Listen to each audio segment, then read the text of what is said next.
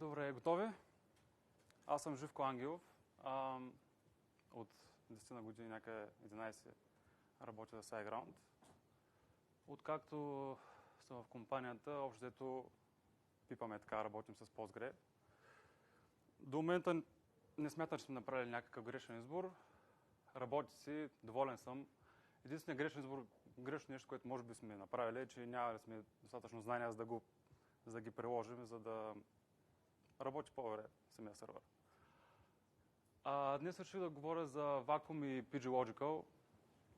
Защо точно тези двете? Като цяло връзката между двете е никаква, освен Postgre. Но смятам, че мога да споделя някоя ценна информация,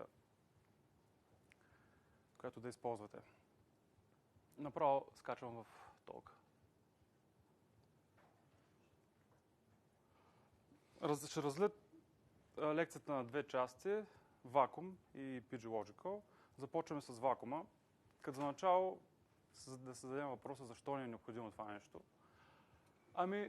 Както виждате на снимката, всяко едно нещо, всяка една среда, когато се ползва, когато редовно се ползва, когато има някакъв повече потребители, тя се замърсява. Съответно, освен че се замърсява, тя започва да се разхвърля. И когато, особено мъжете, когато решат да си търсят, примерно, ключовете в една замърсена среда, това става много бавно. Понякога не става, друг път отнема известно време. Също нещо е с средата, с софтуерната среда, с базите данни. В Postgre, ако не си почиствате и не си подреждате, рано или късно ще има проблем. И точно за това давам за пример тази снимка, в която се вижда една проксмокачка. Не ще нареча този инструмент Vacuum. Когато имате една голяма таблица, или не чак толкова голяма, в която идват множество апдейт, delete заявки, най-вече delete, какво се случва реално с нея? Дейтата, която делитвате в случая, се маркира като deleted.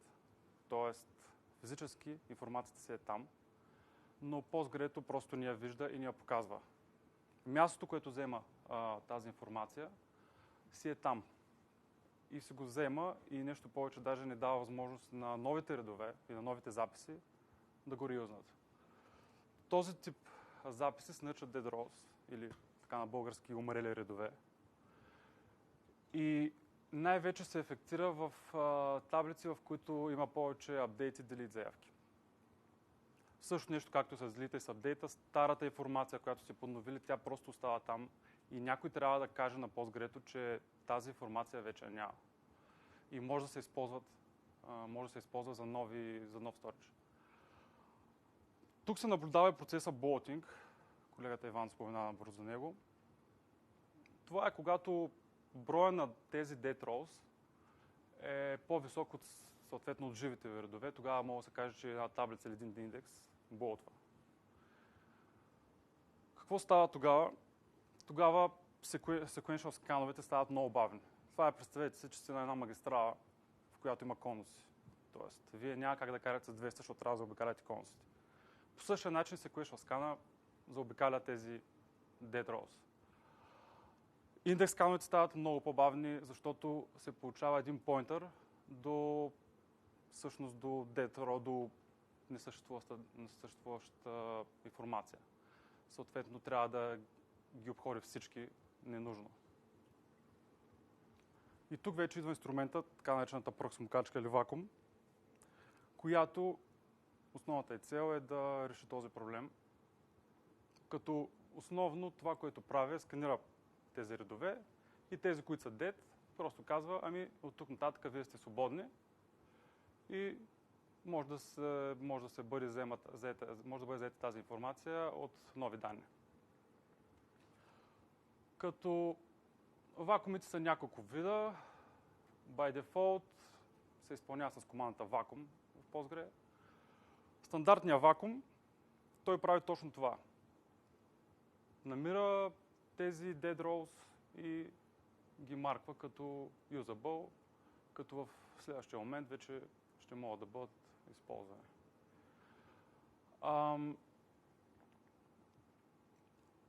При него типичното е, че той е супер бърз.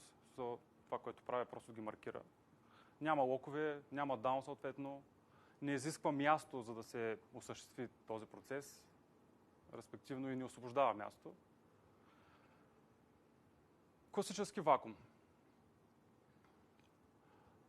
Това, което следващия вакуум, който бих искал да обърна внимание, е вакуум full.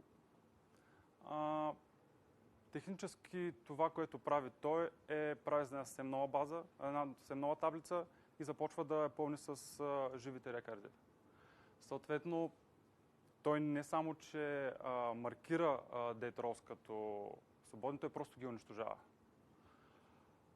Изисква допълнително място, ясно защо, защото прави абсолютно копия на базата, на таблицата. Съответно, бавно е, но пък от друга страна освобождава много място. През това време просто, докато върви този процес, забравяте за тази таблица. Тоест абсолютно ексклюзив лог и е бавничко. Но всъщност, ако може да си позволите този даунтайм, е окей да го направите. Но в общия случай много от хората, много от клиентите избягват това нещо и няма как да се случи наистина. Затова има solution, който е PG-Repack. Лично аз нямам опит с него, но знам, че прави точно това за теб и то live, т.е. прави копия на таблицата и мигрира данните там с по документация минимален даунтайм. Vacuum Analyze е следващото нещо. При него това е класически вакуум, като към допълнение Analyze подновява статистиките, което е много важно за Query Planner, за да може той да прецени най-ефективният начин за изпълнението на query-то. Добра практика е Vacuum Analyze да се прави при голям апдейт, който сте нанесли на таблицата. Тоест подновили сте доста доволно така количеството на информация. Хубаво е да се направи анализ, за да се апдейтна статистики за следващия момент заявките да летят. Vacuum Freeze, това си е цяла наука, така да се каже. Но общо взето само ще спомена какво представлява. Както пак колегата Иван каза, всеки един стейтмент в Postgre взема едно Transaction ID, което се води XID. Изключваме read-only транзакциите, те са в друг случай. Това число се използва, за да Postgre да разбере коя версия на апдейта е нова, коя стара. Съответно, всеки един нов апдейт получава текущо число плюс 1, но предвид, че това е 4 байтов интиджър, в един момент свършва. Тоест, не че свършваме, просто превърта. В случая мисля, че беше 16 бита, около 2,1 милиарда, което звучи много, но реално като се замислите, може би за една средно използвана база за година може би се хитва. Така, Vacuum Freeze какво прави? In general говоря. Обикалят из рекърдите и това, което прави, ги замразява. И т.е. слага им едно специално ID, което им казва: вие сте стари и вие винаги ще бъдете стари. Защото в един момент, когато не го направите това нещо, когато ви привърти Transaction ID-то, какво се случва? Новите рекърди идват с Transaction ID 1. Старите са с много по-голямо ID, което означава, че те са в бъдещето и води до data loss, за съжаление. Рано или задължително това нещо се перформа, трябва да се изпълни. Сега, в повечето случаи, ако не сте пипали Postgre-то, то се прави от по-нататък ще спомена от AutoVacuum. Иначе това, което вие може да направите, добра практика, е да понастроите AutoVacuum Freeze Max Age. Това е до какво число трябва да стигне, за да започне да перформа такъв фриз. По подразбиране 200 милиона, на 200 милионното число ще започне. Не знам защо е толкова ниско и дори по документация пише, че е доста консервативно. Добра практика е да се направи на 1 милиард, т.е. 50%, дори малко повече е добре. Не за друго ми при 200 милиарда ще го прави по-често, оттам ще се генерира I/O по диска, нормално. Така. Неща, които са интересни за вакуума, общи, е, че нормално да вдига операциите към диска. И другото, което е разликата между delete from и truncate. Ако може да използвате truncate, използвайте truncate. Каква е разликата? Ами, truncate е също като delete from. Става разлика, че пуска vacuum analyze. В общия случай. За да следите дали една таблица има dead tuples, tuple row, това е термин за някаква данна, така да се каже. В общия случай tuple и row са може до някъде едно и също, но някой спорят, че пък всъщност едното е част от колона и така нататък. Както и да е. Тук е важно да го казвам, защото с следната заявка може да видите колко update tuples, колко insert. После ще се опитам да направя едно live демо. Кога последно е минал вакуум за съответната таблица и така. Следващото нещо е, така, имаме вече една проксмокачка, обаче на никой не му се иска да използва проксмокачка. Затова ни трябва някаква прислужница. Та вакуума идва на среща, автовакуума идва на среща. Тоест, знае как да използва проксмокачката, по подразбиране тя си е там. Технически погледнато, стартирайки се Postgre-то, се пуска един демо на автовакуум, който започва да си работи дори без да забележим. Проверява всяка таблица, прави чекове, ако има нужда да се пуска. Отговорен единствено за Vacuum Analyze и Vacuum Freeze. Значи, в Vacuum Full ваша отговорност е, ако желаете да се направите. Грижи се за дисковото пространство. Това е защото реално погледнато дори един работещ автовакуум няма нужда да правите вакуум фул на таблица, защото той винаги ще чисти неизползваните данни и те ще се по-полетват с нови. Вакуум фул може да ползвате единствено ако сте спрели автовакуума, понеже няма кой да свърши тази работа вместо вас. Както казах, работи нативно, по подразбиране се пуска. Много хора казват ми, генерира I.O. Да, генерира I.O., защото върши някаква работа. Нали, ако го убиеш и го спреш, да, в случая няма да се генерира I.O., но в един момент ще ти го върне двойно. Има случаи, когато демо на генерира I.O., това е окей. Има случаи, когато харчи CPU, това не е окей. Решението е S-Trace. Вижда се или е залупил някъде нещо, или има такива случаи.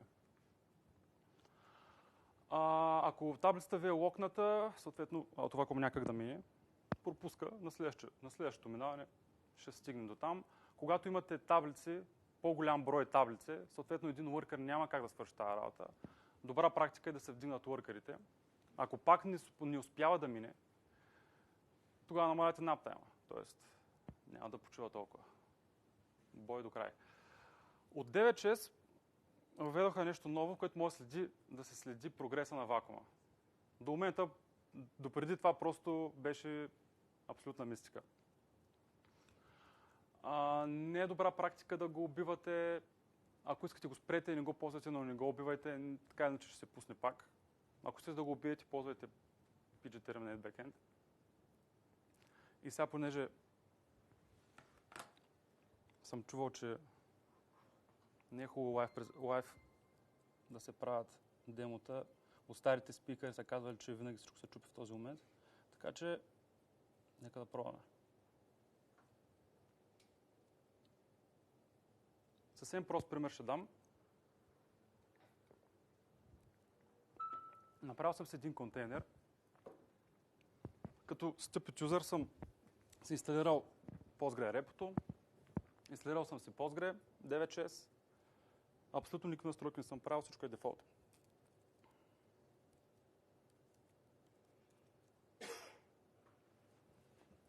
Нека създам една база.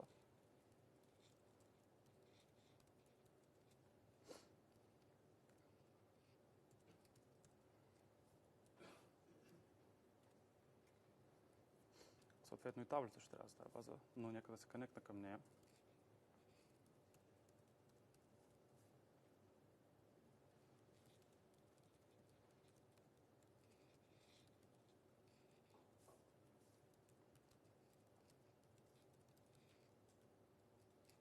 Нека бъде само с едно поле.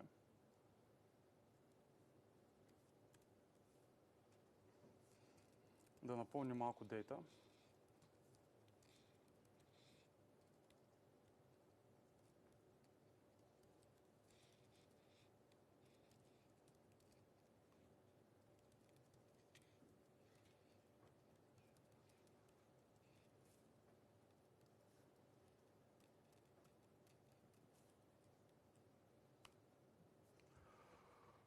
Run пълни този интеджър с числа от 1 до 10 милиона. Изисква леко малко време. Контейнера ми не е от най-бързите. Така да видим какво сме направили. Имам една таблица, която е с големина 346 мегабайта.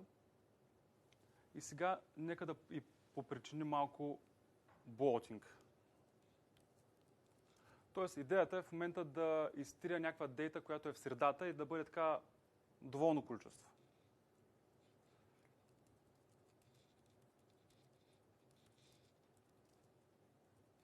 Примерно от 1000 до...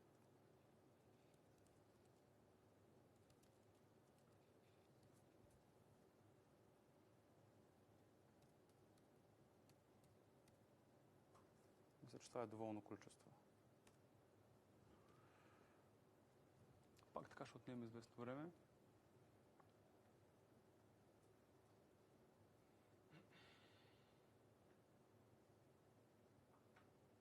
Така, в момента имаме перфектно блотинг таблица. И да използваме заявката, която по-рано разпределих.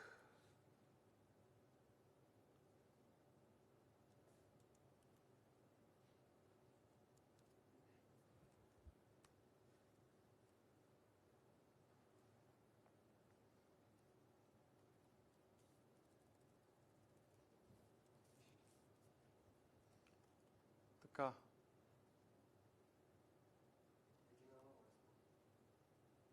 Моля? Не, просто да видя болтинг таблицата. Добре. Сега. Ако видим сайза тук, ние го вече го видяхме, 346 мегабайта. Нека да изпълним, както казате, един вакуум анализ.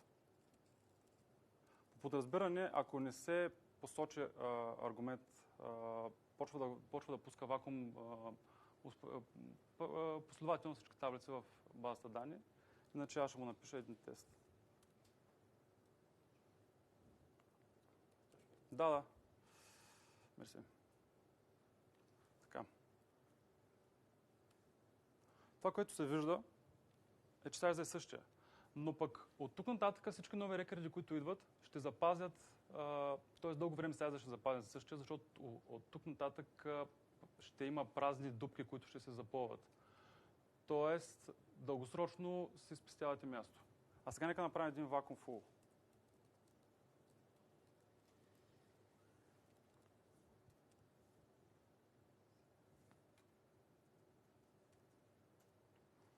Ето както се вижда, какво му прави вакуум full. Направи си копие, записа всичката, цялата таблица и вече сайзът е много по-малък. Съвсем прост пример. Тук в случая вакуум full мина много бързо, защото таблицата не е добър пример за това как вакуум full може да минава бавно.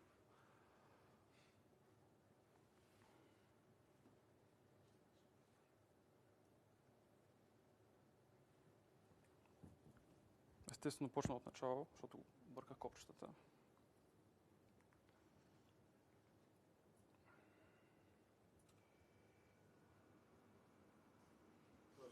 Между другото, за всеки един... пуснах климатиката. Между другото, сега навсякъде, където съм бил на лекции, каквито и такива устройства са ползвали, с такива супер адванс, скъпи, не знам с какво си, винаги се случва нещо, че просто не работи. Това е като мокрите кърпички. Никога не излизат по една. И когато дори припомпиш няколко пъти, нищо не се случва, изведнъж всички събития, които са в Q-то, е така, флъш.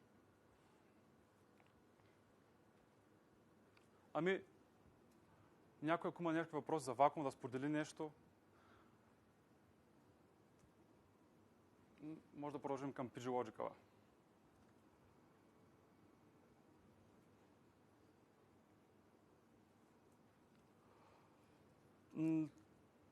Тази част на лекцията малко е по-малко теория. Митко каза някои неща. Аз ще ги кажа пак така отгоре. Ще се опитам да направим така една лайв презентация, да направим една истинска, съвсем проста репликация. Та набързо, какво е PG Logical? Логическа репликация, която се девелопва от Second Quadrant. Те са един от основните комитъри в Postgre, така че всичко, което правят, го правят за хубаво и работи. Логическа репликация на row level, master slave, еднопосочна само е. Реално как работи, прави logical decoding на low файловете. Когато се замислите да правите такъв тип логическа репликация и ако сте се спрели на слони, защото ние в начало започнахме с слони още преди 9.4, ако сега се замислите дали да направите с слони, прочетете за PG Logical, абсолютно замества слонито и оверхеда, който се получава от слонито, няма да го имате тук и може би поне 3 пъти е по-бърза според перформанс тестовете, които сме правили ние. Последния път, като бяхме на Postgre конференцията, казаха, че ще влиза PG Logical Native в Postgre 10, което от своя страна трябва да излезе, мисля, че септември месец, което ще е още по-лесно за конфигурация, т.е. то ще идва направо вътре в базата данни. PG Logical се хваля с това, че конфигурацията е изцяло в базата данни. Тоест не трябва да правите някакви външни революции, гимнастики и така нататък. Всичко е вътре в базата. Единственото нещо, което трябва да направите е тези малки конфигурации. Те са супер прости. Low level няма как да не се дигне, защото по подразбиране то е минимал, т.е. в low файлът се съдържа само информация, необходима при крашове за рекавърите. Затова трябва да се дигне на Logical, т.е. ще се сторят малко повече информация в файловете, които ще са необходими за Logical декодинга в бъдеще. Workerите трябва да се дигнат също, replication слотовете. Нещо интересно за replication слотовете е, че преди 9.4 това нещо го нямаше като replication слот. Тоест репликацията си я оправя някъде с някакъв външен тул, нещо rsync оправя се. Ние тук само с лововете се занимаваме, нищо повече. От 9.4, то за това е PG Logical от 9.4, защото интегрираха в Postgre replication slot, нативно може Postgre да се грижи за репликацията. Осъществяват се едни replication connection, ще се опитам да покажа по-късно в лайв. Долу, естествено, понеже е екстернал библиотека, трябва да се лоудне, като предварително, естествено, трябва да се го инсталирате. За Debian и за CentOS, за Red Hat има репозитори, просто става straightforward. Аз просто написах Human Install, PG Logical and that's it. Някои основни неща, които се ползват в PG Logical, няколко термина. Това е първият нод, т.е. всички участници в тази репликация са нодове. Те трябва да бъдат дефинирани като нодове. Другото нещо е провайдера. Другото нещо е каква роля ще изпълняват и тук имаме вече две роли. Провайдер или subscriber. Master и Slave почти вече не се ползва нейминга, защото е доста расистко. Затова вече са минали на нови терминологии. Но просто аз си го знам Master Slave и съжалявам. Така, според зависи каква роля ще изпълнява в самия клъстер, в самата репликация, бива два вида, или провайдер, или subscriber. И другото нещо е replication set. Какво представлява replication set? Това е нещо, което искате да репликирате. В общото ще е някакви таблици. Така. Набързо показвам само командите. Конфигурацията наистина е много проста. Задължително и на двата нода трябва да си create extension, PG Logical и специфичното тук е, че всяка конфигурацията работи per database. Тоест, ако в даден момент ти искаш да репликираш няколко дейтабейса в рамките на сървъра, ти трябва да направиш отделна конфигурация за всяка една база, за всеки един да направиш create extension. Ако си решил да ако сте решили да правите репликация на целия сървър с PGLogical, ами по-добре някаква друга репликация да решите. В смисъл, там вече е физическа репликация, стример репликация. Просто важното е, че тази репликация работи в рамките на дейтабейса. Набързо споменавам тук, надявам се после да мога да покажа едно демо. На всеки нод го правите като нод. Първо се креатате екстеншъна, след това всеки един участник трябва да бъде създаден като нод. Basic информация, т.е. тук съм окръстил началника, защото е мастера. Хоста pgconf за по-лесно съм си направил аз така шорткъти в etc host. Иначе IP-то може да напишете или hostname реален външен, порта, базата, която ще репликираме. Долу се описват replication сета, който искаме да разхвърляме. По подразбиране, replication set има един дефинер, който е дефолт. Към него, за да е много просто, да не влизаме тук в някакви сложни конфигурации, да рискувам, че няма да се получат, ще го използвам него. Ще се добавя просто таблица, която искам. В случая public, т.е. всичко. Също нещо е на subscriber-а. Задължително пак си креатваме екстеншъна. Креатваме го като нод. Кръщаваме си някакво име.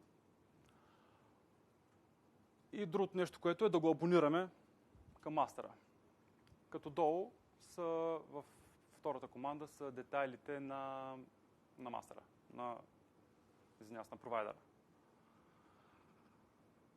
Така, ами, нека да пробваме да ще се почват нещата. Да направим една проста конфигурацийка. Мишката я няма. Добър старт. Ето я.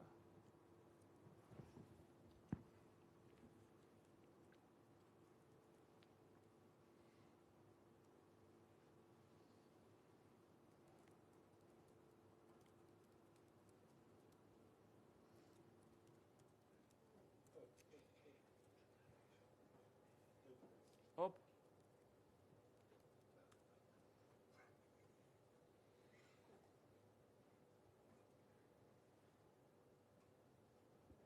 Така е честно. Може би трябваше да спусна по-бърз контейнер.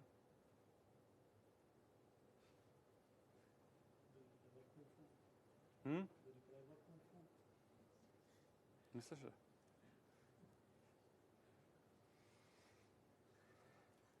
Yes! Така.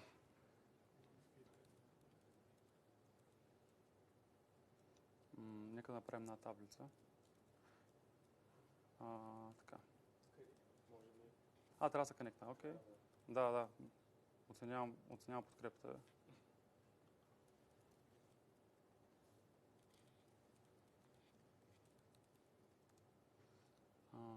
Тест.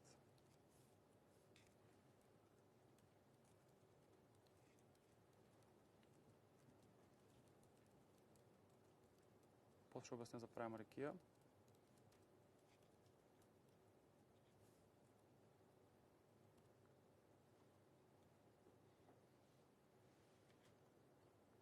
Така.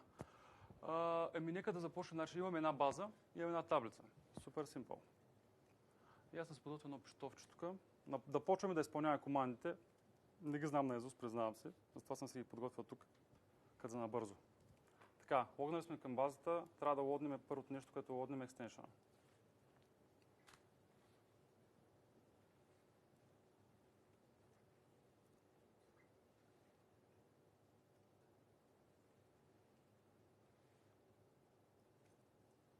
Другото нещо е да се го направим, да си създадем нод. Началник 1, хоста е така, базата мисля, че беше... Опс, съм окей. До тук имаме успех, но да се създаде. То не би трябвало и да фейлне, но... Така, следващото нещо е да направим replication сета. Съвсем simple, както казах. Репликираме всичко в публика.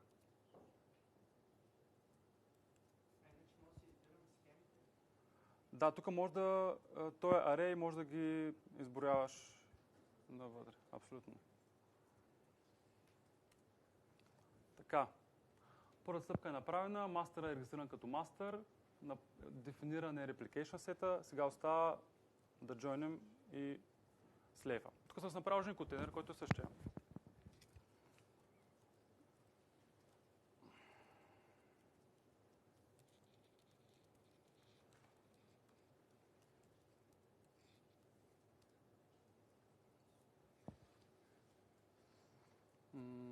Така, connect.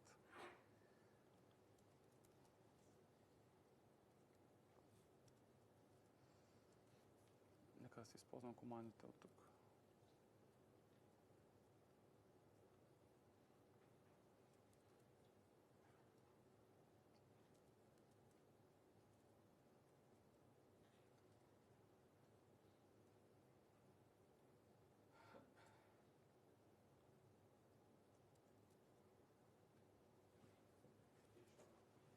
Естествено не забравих. Тъкмо сега ще ми кажа, ще му наплюе.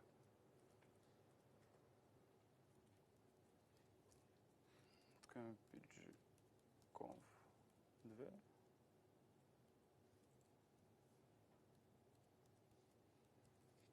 Осем май беше базата. Ето. pg-logical. Супер невменяема грешка, но просто си мисля, че искате да правите някакви други неща. Да, точно. Оставих просто да видим грешката. Така, креатнахме нода. Така, до тук имаме един master нод с replication set. Имаме един subscriber, който е създаден като нод. Остава сега да направим така наречения абонамент в момента на истината.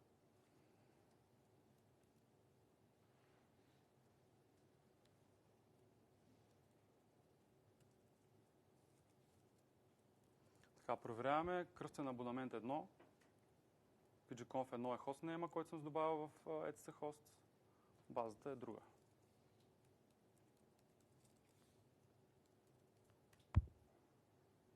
Интересно. Така, subscription е готов. Въпросът е дали работи. С командата горе от презентацията също ще, която споделих за статуса, само да видя как точно беше.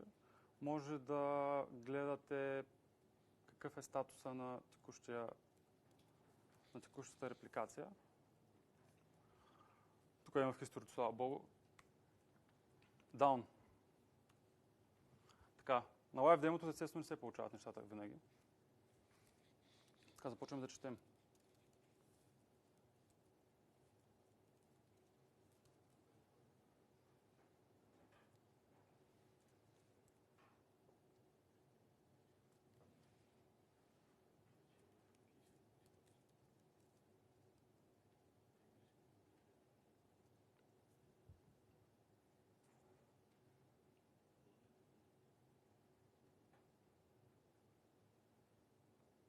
It's already active.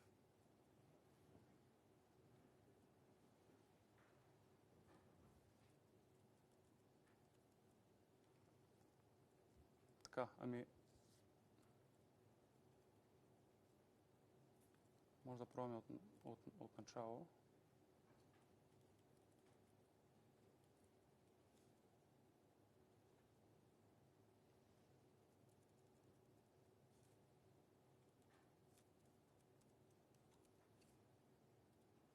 Само че трябва да взема тук името. Сигурно, че това са два контейнера, а не съответствие си към един. Не, това е отделен контейнер, pg-conf 2. Това е pg-conf. Да, нека пак да се убедим. Като съм на pg-conf 1.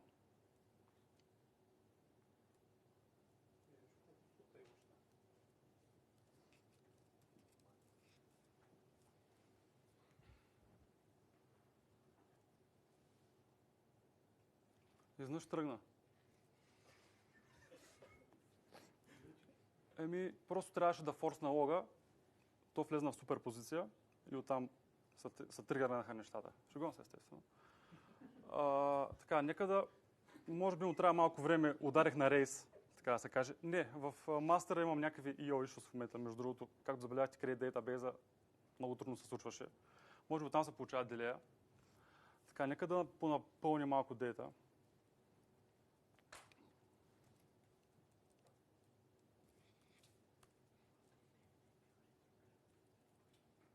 Да, и това е възможно, между другото.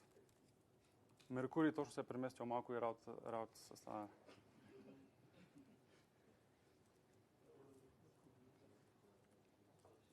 Така, да сложим малко дейта. Имам тук историчи с пълненето на базата.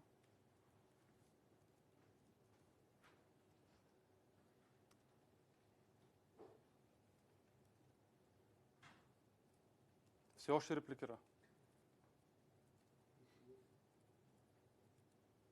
Добре, ще се напиша.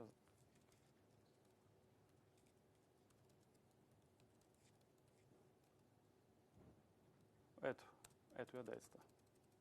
Като инсъртнахме. Много важно при създаването на двете таблици при провайдера и при сабскрайбера е да има таблицата, която искам да репликираме, е да има primary key. Иначе нищо не правим. Това е едно от изискванията. Дали имам време да направим още... Добре, ще поговоря малко, ако има още време. Значи, минусът тук е, че както забелязахте, за да тръгне репликацията, трябваше DDL да е подготвен, т.е. структурата на таблицата от двете страни трябва да е подготвен предварително. Тоест, за да може да автоматично DDL не се репликира. Така е по проект, просто PG Logical се занимава с дейтата, структурата. Ако напишете outer culm или промените нещо по мастера, това нещо няма да се отрази на слева. Просто тази дата няма да имате репликирана. Може да пробваме една друга, да дропнем този subscription и да тестваме един друг subscription, при който нямаме на отсрещната страна никаква таблица. И initially то може да ни я създаде. И има опция в PG Logical, в който казва, ами направи цялата структура. Нека да опитаме. Само при инициализация на subscription? Само при инициализация. При инициализация може да направи това нещо. Казваш му и той репликира. Това е. Той повече не се грижи за структурата. Нататък той си работи с дейтата. Ако направиш нещо по структурата, си е твоя отговорност. Ще покажа после нещо интересно, което се случва. Нека се върна към презентацията.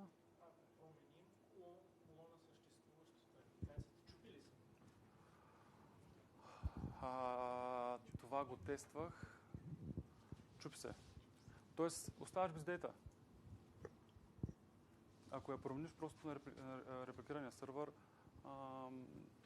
липсва този тип дейта. Точно, да.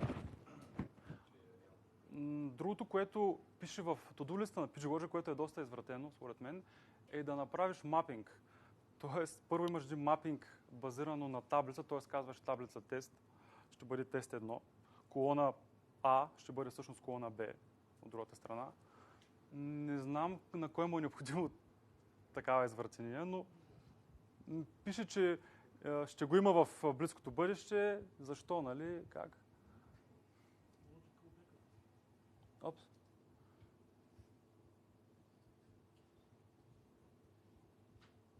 Опс, секунда, че се...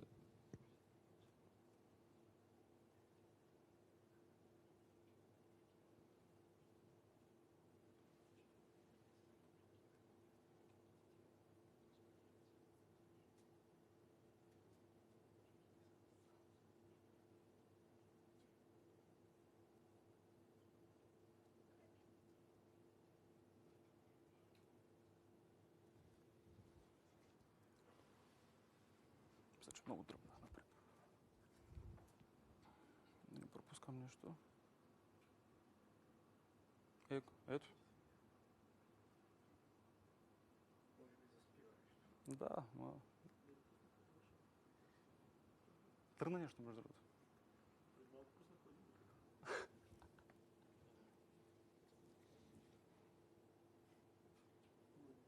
Аз ще се работя по стария начин, естествено.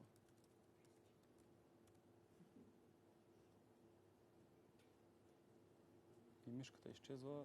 Коста.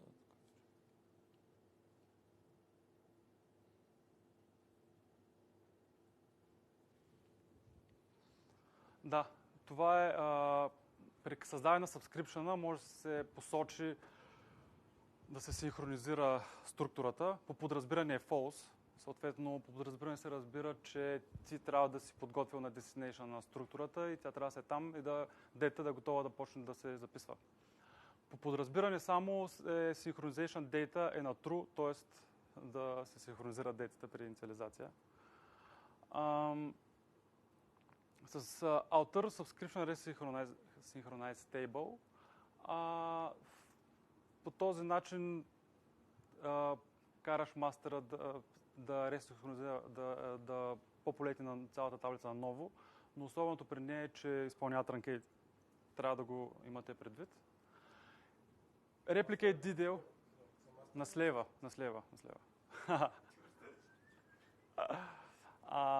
Тази команда, за която ви говорих, Replicate DDL, това е, когато в един момент, а то най-вероятно ще ви случи, в един момент искате на мастера да промените нещо по структурата. Съответно, ако го промените директно с Alter на конзолата, ще репликирате на мастера, но ще промените на мастера, но това няма да се отрази на слеовете. Оттам слеовете няма да получават новата информация. Затова има една команда, която е Replicate DDL команд, т.е. изпълнявате с първи аргумент директно Alter командата, с втори аргумент Replication сета, върху който искате да работи. Така, то какво ще направи? Първото нещо, което ще направи е локално да изпълня Alter и да пусне в кюто за слеовете да се оправят структурата. Но с големи букви го пише в документацията, че структурата не се репликира автоматично. Винаги трябва да си го знаете това. Интересна опция, която видях в PGLogical е Apply Delay, която се слага при абоната, при subscription.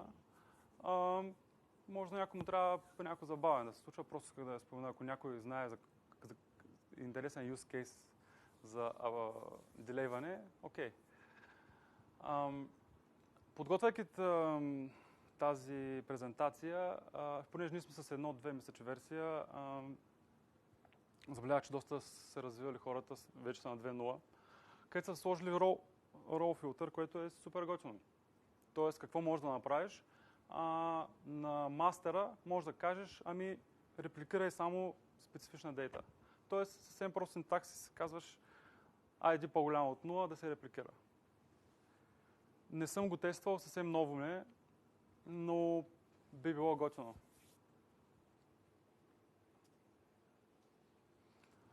Така, понеже с PGLogical subscriberите не са read-only, нали, вече при другите репликации са се го решили този проблем, read-only готово, но в PGLogical не са read-only, което означава, че локално subscriber може да се пише по таблицата колкото си иска.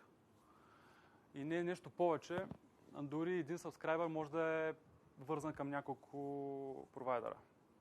Но там се ражда естествено проблема с конфликтите.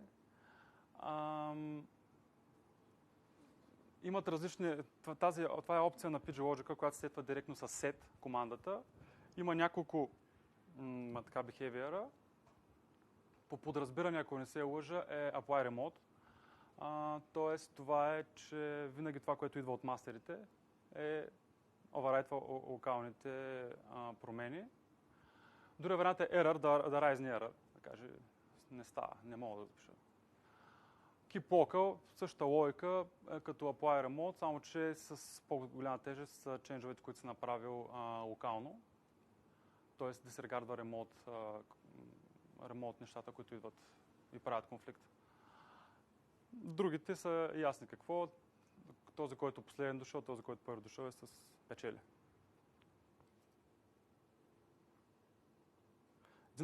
Един пример, ако искате с абоната е долу, може да направим, т.е. Идеята е, че съвсем просто все пак имаме репликация и какво ли се случва, ако Postgres умре на слейва, на сабскрайбъра, а през това време мастера продължи да пише. Какво се случва? Нищо не се случва. В PG Pool в подразбиране на репликацията чака мастер слева да се върне, за да пусне нататък ченджито, но това просто продължава да работи. Идеята е, че просто пази лоу файловете, съответно слева, когато дойде, си ги аплайва.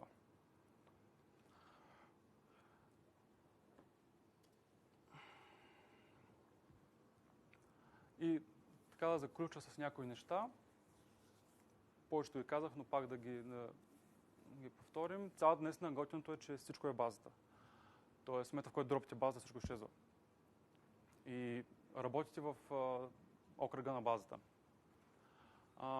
За разлика от стриминг репликацията, може да репликирате отделни парчета.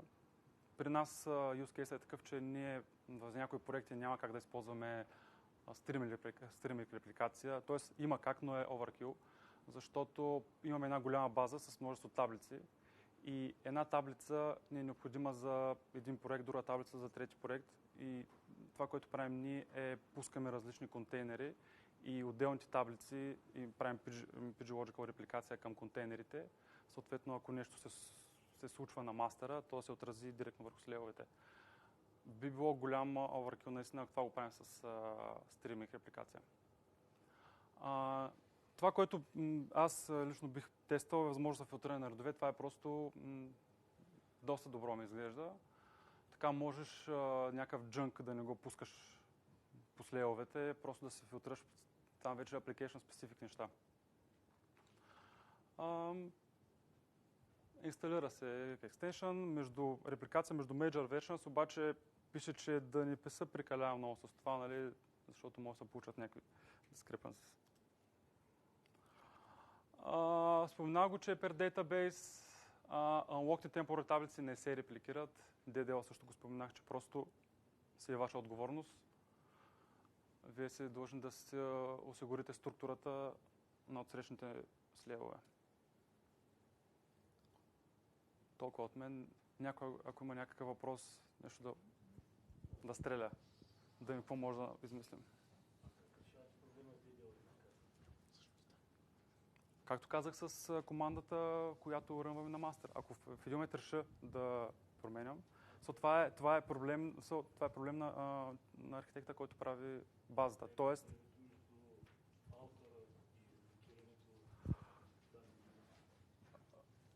значи това, което е... Ако също може да повториш, само да повториш. Времето между аутъра и самата репликация на данните, ако влязат някакви данни в мастера? Реално погледно това, което му е случено, слева да не се отразят, но нямам такъв кейс. Може би не е толкова крушал този race condition при нас и не съм го хитвал, но това, което може да стане, просто наистина слева някой рекърд просто да липсва. Не знам дали не е хубава практика и да ресинхронизираш при такава промяна. Това вече, ако някой го е страдал от този проблем, един вид race condition, искаш да кажеш, се получава. При нас не е толкова крушал тази информация, че не правим толкова често подмяна на структурата и ако го правим, то го правим в някакъв такъв staging environment и после които го правим по друг начин. Затова... Аз искам да попитам, щом репликата е read and write, може ли да се създават допълнителни обекти като тригери върху таблиците, върху репликата? Това абсолютно можеш. Нямаш ограничение на това. Въпросът е защо, какъв точно кейс искаш да покажеш. Абсолютно можеш.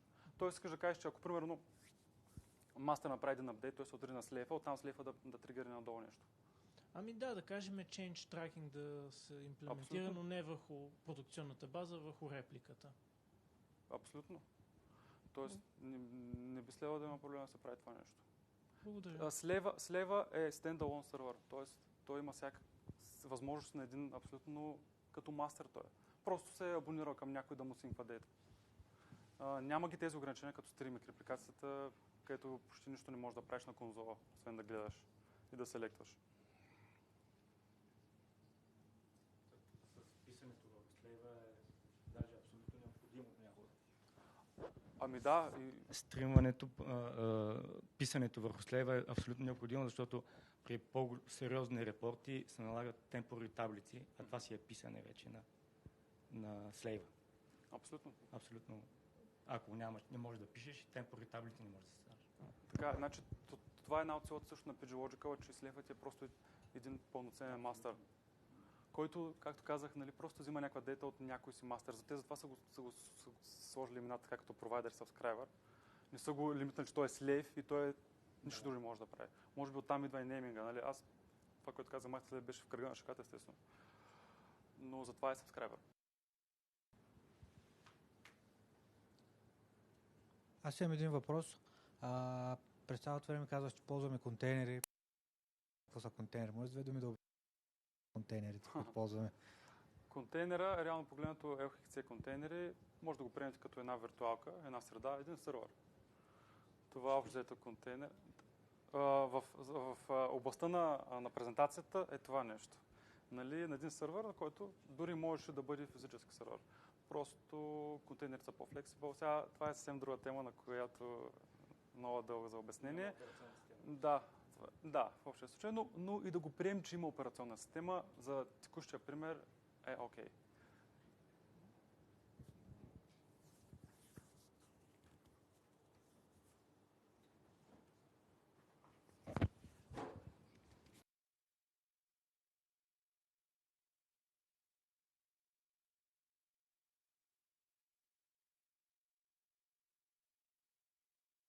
Стриминг репликацията е доста по-бавна от PageLogical. И колко по-бавна е всъщност? Това ми е въпрос. Много по-бавна ли е или се измерима? Честно казвам, не съм го мерил като цяло. Бенчмарк не съм прав в тази част. Говоря, че трафика е повече при, ако някой метак, ако имаш някакви... Единственото, което виждам, което би могло да бъде по-малко, е, че стриминг репликацията репликира абсолютно всички бази данни, което е повече като трафик, като операции, които трябва да се изпълнят върху левел. Там може би е малко по-бавно, отколкото ако репликираме само отделни таблици или само отделни колони с PageLogical. Значи другото, което е, ако примерно имаш стриминг репликация на една база и PageLogical на една база, не съм сигурен колко би била разликата цяло. Нали, идеята на стриминг репликацията е просто да репликираш абсолютно всичко. Нещо голямо, което. И само на една база си е overkill лек.